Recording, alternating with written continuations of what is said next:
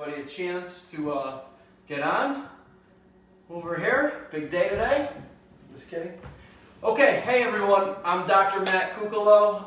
It's one of the first times I've ever done this Facebook Live from my house. You might remember me. I spoke a few times up at the state capitol recently. I was asked to speak about masks and freedom, and another time about what our governor is doing with these executive actions and not allowing input from the rest of our community. So welcome everyone as you're joining on here. Today is yesterday was the 6-month anniversary of 14 days to slow down the spread. I think we often lose sight of what that original shutdown was for, 14 days. That was to allow the ICUs and the hospitals to catch up and get some beds and give us time to get those ventilators that were so necessary in the beginning when we didn't know what was going on with this virus. Well, here we are 6 months later, and we have some of the most draconian laws of all time. We still don't have our freedoms. We lost a lot in the process. So there's a couple things I want to talk about. 3 things mainly. I want to talk about masks, and update you on that. Number 2, I want to talk about the immune system. And number 3, I want to show you this liability form that you can use. That's basically a get out of jail free card for any time someone tries to give you some trouble regarding not wearing a mask. So let's talk about masks again. I still stand to this day. I wrote anti-mask manifest on July 2nd of this year. I put a bet out there, $100, $1,000 bet. If anybody could find me one study, just one study where a mask alone, without a qualifier like washing your hands, social distancing, face touching, all that stuff, that could show it slows down or stops the spread of a virus in a community setting. Not one person, and there's been thousands of people that have seen this, heard this, and it made it made Yahoo News. Not one person has been able to find that study, and I'm going to tell you why. Because it doesn't exist. It doesn't exist. A mask cannot stop a virus. So that's the science. Okay? We're uncovering data all the way back from 1918, the Spanish influenza, where a health department stated that a mask did nothing to stop the influenza back then, which killed millions. Okay? And here we are 102 years later, and we're still, we know what the science is, but our elected officials refuse to listen. So, here's some of the studies that I've looked through. Where's your studies? I'll show you mine, you show me yours. But we all know who that is. I have so many epidemiologists now on Facebook and doctors who continue to send me articles. They don't even read the article. They give me hypotheticals. They're not even real studies. These are real studies. Those are not real studies. Are we established with that yet?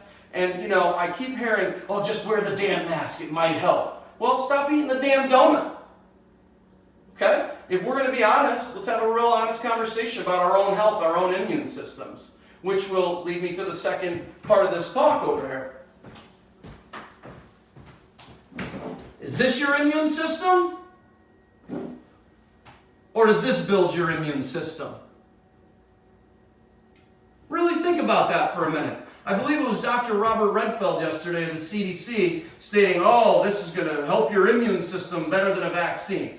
Don't even get me started on the vaccine. I don't even know why we need a vaccine where 99.9% of the people survive. I guess if it, appeases you and makes you feel safe again for those who want to take it. They dare not mandate us to take it. Because remember, just shut up and comply and wear the mask is soon going to be just get the damn vaccine. It's the same thing. I've been saying this for months. Okay? But we got to really ask ourselves something. Is this really your immune system? Is this what, I understand why people wear this. Because they need to feel safe to go out. And that's your right. I'm not saying you don't have to wear this and you can't wear this. But don't impose your will on me. I can choose what I put in my body. I can choose what builds my immune system up. This is the stuff that I eat and take every day of my life. Are you challenging yourself to do that? Do you put good whole food supplements in your mouth? Do you eat green leafy vegetables 6 to 8 helpings a day? Or are you on the donut, brownie, ice cream, alcohol, cigarette diet?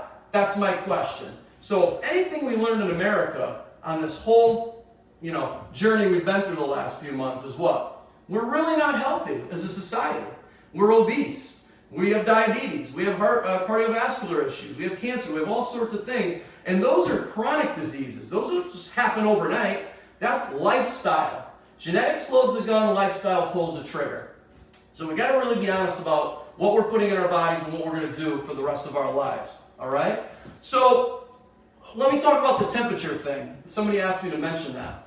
When they're doing this and putting a gun to your child's head to measure their temperature, is that cool? Does that look good?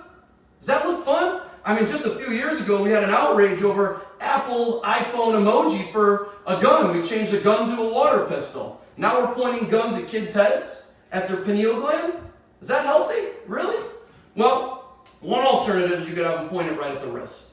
Have them pointed right at the wrist. It looks a little better, okay? I'm a big guns guy. I like my Second Amendment. I have my guns everywhere, okay? But I don't point it at anybody's head. That's ridiculous. That's insane.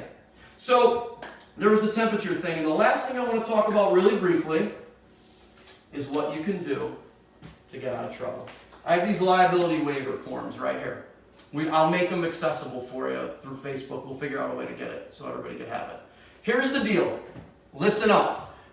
Now, don't do this to your small businesses, because I understand they're just trying to stay alive right now and make a living with these harsh, crazy laws that are going on. So I understand that. Try with the major corporations first. Walk into the store without your mask on. I've yet to wear a mask. Did you hear that right? I've yet to wear a mask. I walk into a corporation, hardly am I ever challenged. If they ever say anything to me, I say, sure, listen, I'm willing to comply with your mask mandate. I will wear it if you sign my liability waiver stating you're at risk, you're liable for any risk your mask puts me in on. And let me tell you something, if you took this to court, you will win. This has already been litigated. I've talked to attorneys about this. This has already gone to the Supreme Court. Okay? It's smart meters and the things where you go like this in the airport people wanted to get out of. You can't discriminate against somebody if they for their health. You just can't. Do you see blind people and deaf people being turned away from major corporate stores? No. Well, same thing with wearing a mask. You can't turn those people away for not wearing one. So you say, listen, I'm willing to comply with you. I'm willing to comply with your law if you sign my liability form. You can do this for vaccines. You can do this for other things as well. But for now, we're really on the mask situation. I mean, think about what it's come to. Our governor, our king, King Nebuchadnezzar, King Lamont, is saying you're going to get fined $100 and there's going to be enforcement from police, local constables or whatever, and the public health department. That's ridiculous. That's ridiculous. This is the United States of America, not the United States of China. Okay? So you're going to fine $100. Now, people are all up in arms about it, and I get it, but you probably didn't even realize he actually changed that original mandate. It was a misdemeanor if you didn't wear it. Now he's going to fine $100 if you don't wear it. $500 if you host a party of 25 or more. $250 fine if you attend said party. I mean, that's insane. Okay? For what? What's the data? What is he basing this fear tactic on? This doesn't sound like science to me as a doctor. This sounds very political. Now, again, I'm no lawyer, but I've talked to lawyers and people who know things. That's how I know about this liability waiver. Okay? He doesn't have the right to do that. Mandate does nothing. It's called the Equal Protection Clause. If you're going to go around picking good, hard-working people for not having a mask on and try to fine them, how about we start fining protesters and rioters, people who shut down highways that are out there exercising their freedom, whether it's correct or incorrect. We don't enforce it for them. That's okay. But the good, hard-working people who built this country on small businesses are being the ones who are attacked right now? That doesn't sound right to me. Okay? So again, I want to conclude with just a few of these following points. 1, masks don't work. Stop believing that they do. I understand it makes you feel better, and you can wear it if you want, but don't impose it on us when we don't want to. And it's making businesses that have to work that much harder in an already tough economy. Number 2, open everything up already.